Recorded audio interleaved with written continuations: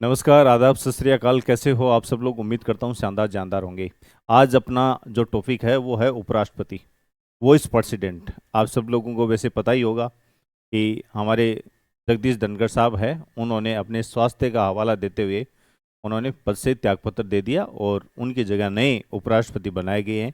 और उनका हाल ही में 9 सितंबर को चुनाव हुआ था और 9 सितंबर को ही उनका परिणाम आया था।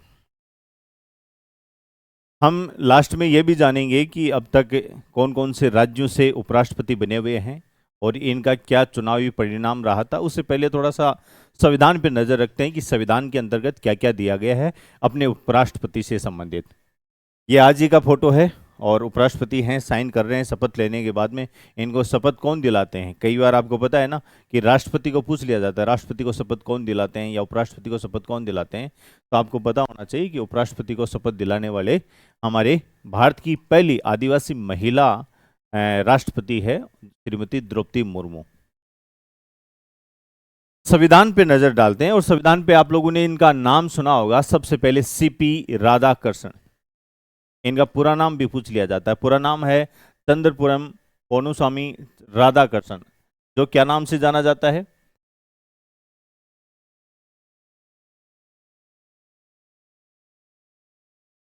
भारत के ये कौन से उपराष्ट्रपति हैं? सीरीज देखी जाती है, सीरीज पूछ ली जाती है कि जैसे स्टार्टिंग में कई बार पूछा था कि जैसे जगदीश धनखड़ साहब हैं, जगदीश धनखड़ साहब का कौन सा नंबर है, व्यक्तिगत रूप से वो कौन से नंबर पे है वो बने। तो 14वें उपराष्ट्रपति के तौर पर राजस्थान के केवल 2 ही उपराष्ट्रपति बने हैं। राजस्थान के एक तो भैरू सिंह शेखावत साहब जो बाबा साहब के नाम से, और वह राजस्थान के मुख्यमंत्री भी रहे हुए हैं। उनके मुख्यमंत्री समय राजस्थान के अंतर्गत राष्ट्रपति शासन है, वो 2 बार राष्ट्रपति शासन रहा हुआ था। एक बार 1980 का, एक 1992 से लेकर 1993 के बीच में।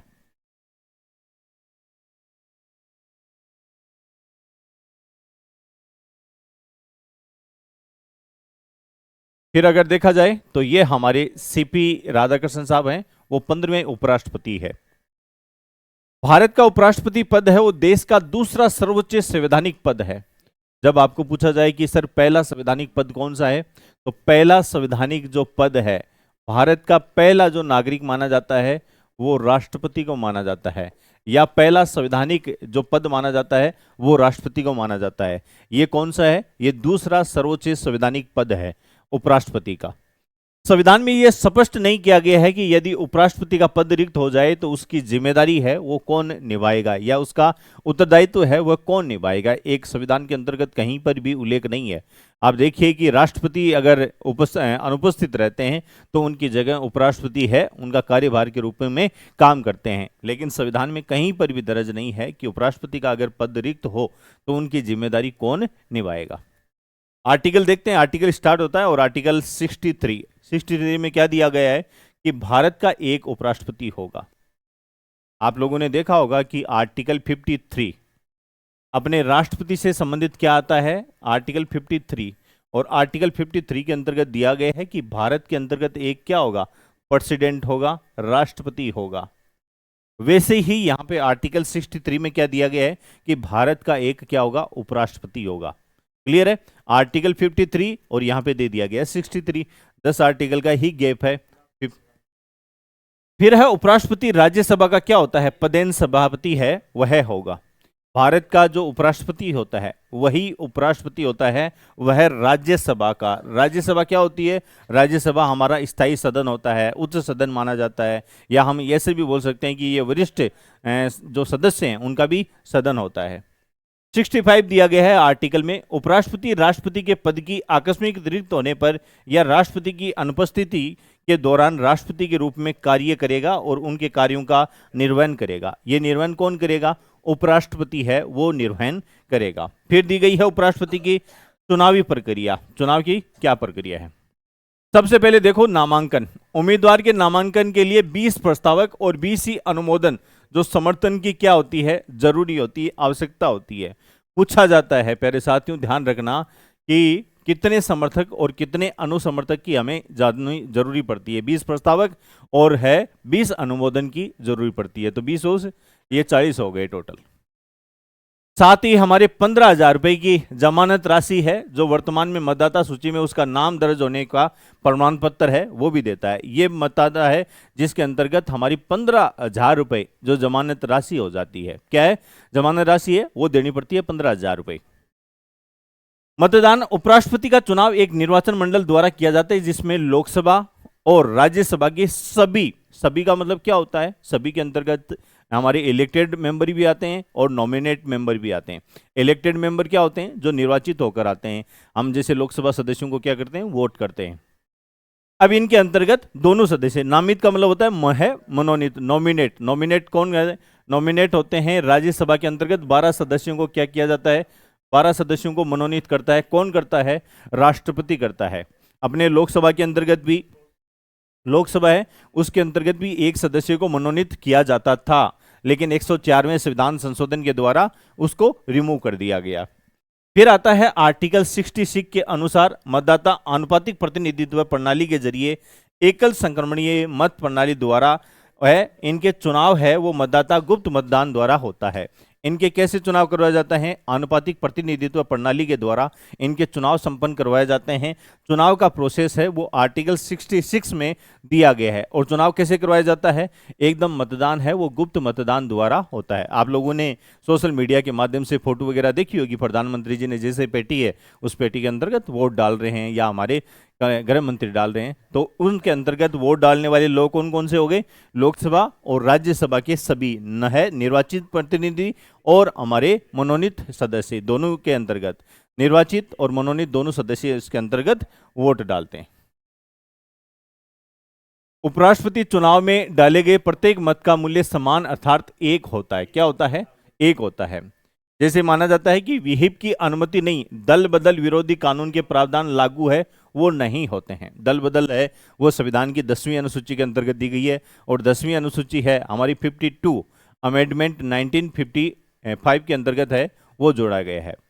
फिर उपराष्ट्रपति के लिए पात्रता क्या होनी चाहिए, योग्यता दी गई है वो 66 के अनुसार आर्टिकल। सबसे पहले है वो भारत के नागरिक होने चाहिए, भारत के नागरिक है वो होने चाहिए। उनकी आयु कम से कम कितनी होनी चाहिए, 35 वर्ष है वो आयु क्या है, पूर्ण होनी चाहिए, पूरी कर चुका हो। और एक होता है कि राज्यसभा का सदस्य बनने के लिए भी पात्र होना चाहिए, क्योंकि ये राज्यसभा में क्या होते हैं, पदेन सभापति होते हैं। उपराष्ट्रपति का जो भी उपराष्ट्रपति बनेगा वो ऑटोमेटिक राज्यसभा के अंतर्गत क्या बन जाएगा, सभापति बन जाएगा।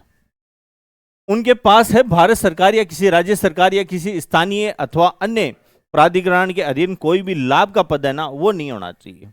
बेनिफिट है, बेनिफिट वाला कोई भी पोस्ट है वो नहीं होनी चाहिए। उनके क्या है, कोई भी लाभ वाला जो पद है वो नहीं होना चाहिए। अब आप लोगों ने ये डेटा कहीं ना कहीं देख ही लिया होगा, फिर भी इन पे नजर डालते हैं। भारत के अंतर्गत अब तक है वो कितने उपराष्ट्रपति बन गए, तो अब तक देखा जाए तो 15 उपराष्ट्रपति बन चुके। 15 का मतलब है आज जो जिन्होंने उपराष्ट्रपति पद के रूप में शपथ ली है हमारे सीपी राधाकृष्णन साहब, वो 15वें उपराष्ट्रपति है। कौन से, 15वें। पहले 14 उपराष्ट्रपति है उन्होंने कार्यकाल कंप्लीट किया है। तमिलनाडु से हैं वो 3, सर्वपल्ली और राधाकृष्णन, एक है रामास्वामी वेंकटरमन और एक है सीपी राधाकृष्णन। ये तमिलनाडु से हैं। अपने सीपी राधाकृष्णन कहाँ से हैं, तमिलनाडु से हैं। और ये भारत के कौन से उपराष्ट्रपति हैं, ये भारत के 15वें उपराष्ट्रपति हैं। आंध्र प्रदेश से 2 उपराष्ट्रपति रहे हैं। कौन कौन से, डॉक्टर जाकिर हुसैन और वेंकैया नायडू। फिर राजस्थान से हमारे जिनको बाबूसाह के नाम से जानते हैं, भैरू सिंह शेखावत, बाबूसाह के नाम से जानते ही हैं। और एक है जगदीश धनखड़ साहब, जिन्होंने अभी स्वास्थ्य का हवाला देते हुए उन्होंने पद से त्यागपत्र दिया है। फिर है शंकर दयाल शर्मा जो मध्य प्रदेश से है। मोहम्मद हिदायतुल्लाह साहब हैं, ये भी मध्य प्रदेश से हैं। फिर हमारे गोपाल स्वरूप साहब, ये यूपी से हैं, उत्तर प्रदेश से हैं। वीवी गिरी साहब ओडिशा से हैं। और हमारे मोहम्मद हामिद अंसारी पश्चिम बंगाल से हैं। जब मोदी जी 2014 के अंतर्गत प्रधानमंत्री बने थे तो ये उन समय उपराष्ट्रपति थे। के.आर. नारायण हैं वो केरल से रहे हुए हैं। बी.डी. जत्ती साहब हैं वो कर्नाटक से रहे हैं। और के. कृष्णकांत साहब हैं ये पंजाब से रहे हैं। ये टोटल 15 उपराष्ट्रपति हैं। उनका नाम है कि कौन कौन से राज्य से हैं और कौन कौन से समय की बात है वो तो अपन जो डीपली पढ़ते हैं तब उसके अंतर्गत देखा जाएगा कि कौन कौन से समय के अंतर्गत देखा जाए। फिर है अभी वर्तमान के अंतर्गत जो चुनाव हुए हैं, चुनाव के अंतर्गत टोटल जो वोट है लोकसभा के अंतर्गत 543, एक सीट खाली थी। लोकसभा के अंतर्गत 543 सीट है टोटल, उनमें से एक सीट क्या थी, खाली थी। इधर हमारी राज्यसभा के अंतर्गत 239 सीट थी, 6 सीट खाली थी। तो 239 अगर देखा जाए तो 239 प्लस 6 आप कितनी करोगे, तो 245 सीट है, उनमें से 239 सीट थी। टोटल थे वो सांसद से 781, और इनके अंतर्गत आपको पता है कि जो लोकसभा है और अपनी राज्यसभा है, लोकसभा और अपनी राज्यसभा के दोनों मेंबर, इनके अंतर्गत जो सदस्य होते हैं ना, वो मनोनीत भी तो होते हैं। क्या होते हैं, मनोनीत भी होते हैं, जिनको बोलते हैं नॉमिनेट भी तो होते हैं, और वो क्या होते हैं, निर्वाचित भी होते हैं। क्या होते हैं, निर्वाचित भी होते हैं। और ये दोनों ही सदस्य उन्होंने वोट डाला है। तो सीपी राधाकृष्णन साहब 152 वोटों से उनकी क्या हुई है, जीत दर्ज हुई है। टोटल बहुमत है वो 384, अवैध वोट है वो 15 वोट पड़े हैं। अब जैसे एनडीए की देखा जाता है तो 452 वोट एनडीए की, अभी वर्तमान में सरकार किसकी है, एनडीए की है, बीजेपी की नहीं बोल सकते, गठबंधन सरकार है। और अपने जो कांग्रेस है, कांग्रेस के टोटल 300 वोट बहुमत है, वो बहुमत से 84 वोट है वो क्या थे, इनके कम थे। और अनुपस्थित रहने वाले जो टोटल थे वह है 14 सदस्य अनुपस्थित रहे थे। यह आंकड़ा था चुनावी का। आप थोड़ा सा ध्यान रखना, ध्यान रखने वाली है कि इनका कार्यकाल कब से शुरू होता है, तो कार्यकाल आज से ही शुरू होता है। कार्यकाल प्रारंभ 12 सितंबर 2025 से प्रारंभ होता है, और इनकी जो कार्यकाल की जो लास्ट अंतिम अवधि है वो कब मानी जाती है, 11 सितंबर 2030 तक मानी गई है। क्या है, 30 तक मानी गई है। यह अपने उपराष्ट्रपति का टोटल कार्यकाल है। और आपको पता ही है इनको जो शपथ दिलाई थी, आज इनको ओथ दिलाई गई थी, शपथ जो दिलाई गई थी उपराष्ट्रपति को, ओथ जो दिलाई गई थी वो किसके द्वारा दिलाई गई थी, वो राष्ट्रपति के द्वारा दिलाई गई थी। क्लियर है।